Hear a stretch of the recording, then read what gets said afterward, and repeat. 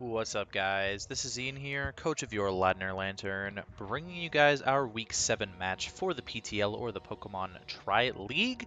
We are taking on our good friend Hacker and his Minnesota Victinis. Hacker's a good buddy of mine. We played each other back in the DBA, and way back when, I don't know how many of my viewers will remember the Dream Team. You'll only remember it if you were in it, and I'll know exactly who who's commenting if you do remember.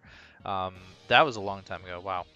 Yeah. So let's run through Hacker's team. He has Victini, Manaphy Z user, Weavile, Celesteela, Nidoking, Diancie Z user, Alolan Executor, Cryogonal, Hitmontop, Mega Audino, Electros, and what I thought was Kricketune, but was actually edited to be Dewpider.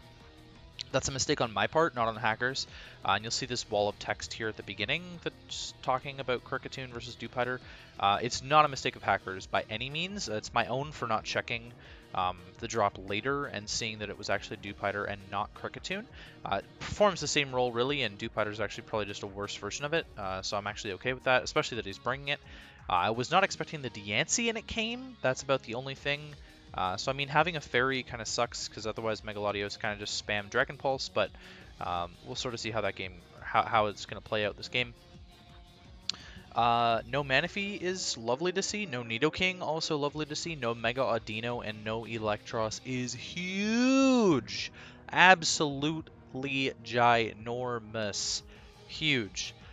He had a really good team to match up against Mamoswine, and Mamoswine actually looks a lot better than Darmanitan does this game after seeing that, but there you go. Can't do much about that. Wishy-Washy actually tears this team apart, but I was really expecting a lot of different things to come. Things like Cryogonal that could wall Wishy-Washy to an extent, Electros, which could deal a lot of damage back, so that's what was going on there. If you haven't seen my team builder, you should check that out. It went up yesterday, but otherwise I'll run through the team really quickly here. We're Spadef, Scrafty with Intimidate. This is my... I don't remember what this is meant to check. Can't remember.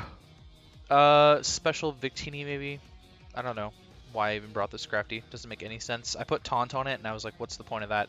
But I actually am going to outspeed the Dewpider, so there is a point in that now. Slowking, I'm physically defensive with Wakan Berry. It's my main Victini switch in, and I've got the Wakan Berry to eat the Electric hit if he wants to predict.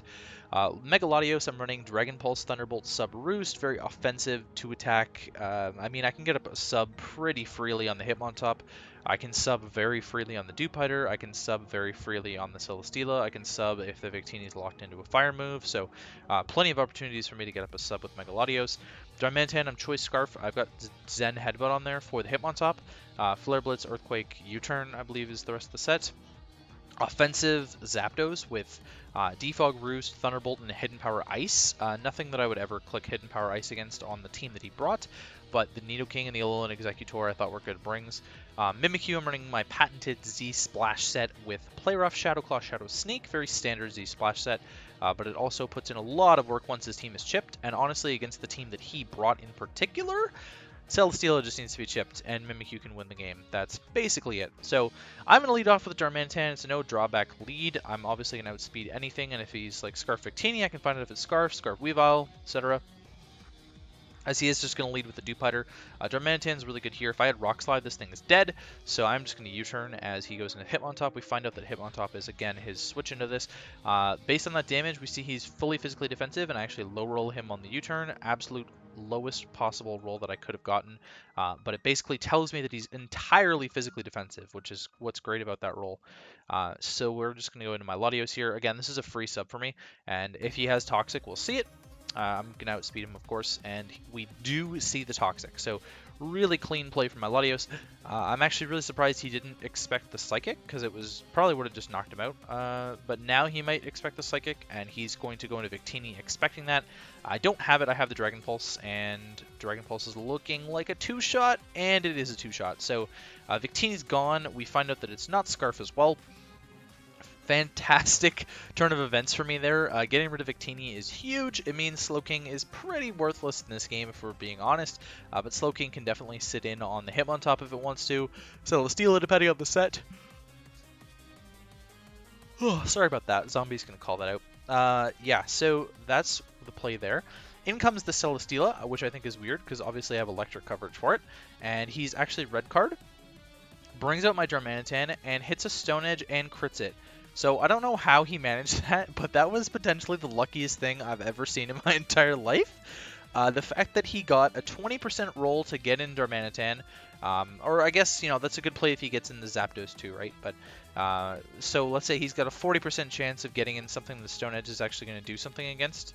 I mean, pulling in the Mimikyu and getting the... Okay, 60% chance that he gets something good with the red card. That's a conservative estimate. Then he hits the Stone Edge, which is another 80% chance to hit. So he's already playing with numbers here. And actually, I want to do the math on this. So 0.6 times 0.8 equals, and then he gets the crit, which is 1 in 24. So that's 40.48, but I need to do 1 in 24. 1 by 24 is 0.4, so it's a 4%. So 0.48 times 0.04. So the chance of all of that happening is 2%. That's a 2% chance of him pulling something in that he wanted, hitting the Stone Edge, and then critting the Stone Edge. Actually, it's a little bit higher because Stone Edge's crit chance is doubled. So 2 in 24.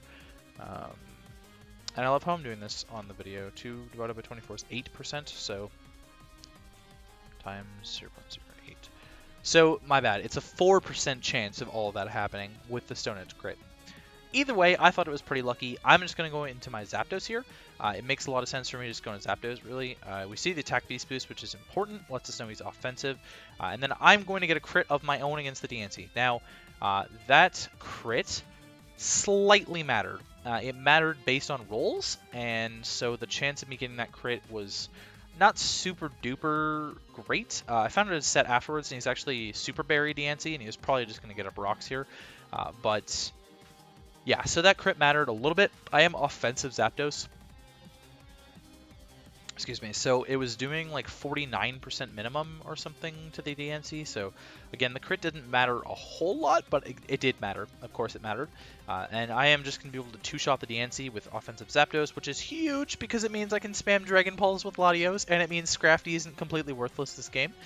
In comes the Weavile. This thing's obviously killing me with Icicle Crash, so he predicts my switch and goes into the Dewpider. This is the one time where I thought Taunt wouldn't do anything. I put it on the set, left it on the set, and it actually comes in clutch. Make sure that webs stay off my side of the field for now. Gonna get a big knockoff, get rid of this Hitmonstop's leftovers. And I figure he's either going to click Close Combat or Toxic. I'm fine with being Toxic, and I'm just going to get Big Super Fang off. He lost his recovery, so he's staying at that HP. Now I'm going to double into Slowking, on the Hitmontop, expecting the Close Combat as he goes into Dewpider. So he is going to be able to get up webs. Not a huge deal. I do have Zapdos with Defog still. He's going to predict the Defog as I get a big Thunderbolt off on the Weavile. Really unfortunate damage for him that he took that on the Weavile instead of me defogging. Although really defogging didn't do all that much because I can just go into Scrafty here either. Anyway, sorry. Which is exactly what I'm going to do on the low kick. So he predicts the Scrafty coming in. I mean, it's a pretty obvious play, but we see that he's Life Orb, so I really don't have to do this too often because he's only got 2 more Life Orb hits left, obviously. I'm going to go for the knockoff. I probably shouldn't have, just because I wanted him to take Life Orb Rekill. Super Fang was probably not a horrible play.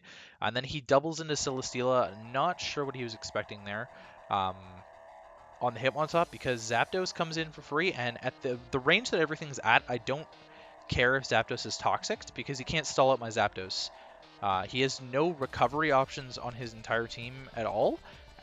Which means that I don't care about having my Zapdos Toxic. I can just spam Thunderbolt over and over again, and Weavile is the only thing stopping my Zapdos from actually just picking up a bunch of kills. So I'm going to go for the Thunderbolt here as he sacks off the Hitmontop. Big for me, actually, because the Intimidate's gone now, and everything is in range of Mimikyu, so that's going to be my play, is to get in Mimikyu. Weavile comes in. I'm just going to go into Slowking this time, and he actually predicts that and goes for the knockoff. I'm not sure if he was just clicking knockoff because it was a safe bet against the Scrafty or not, but I'm just going to force him to take the Life Orb Recoil. I'm pretty sure he predicted the Scrafty that time. But now Mimikyu gets to set up a free Z-Splash. Weavile's only 2%. Of course, it's signed to his Shadow Sneak.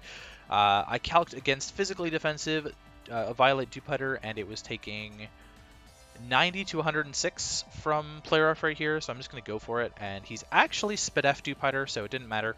Shadow Claw would have killed him from that range. Weavile is, of course, going to die to the Shadow Sneak right here. Really doesn't matter. And even after webs, I still outspeed the Celesteela, and we're going to kill it with a Shadow Claw. So Very fast-paced offensive game from both sides. This is our first win that's not a 1-0. I am extremely happy about that.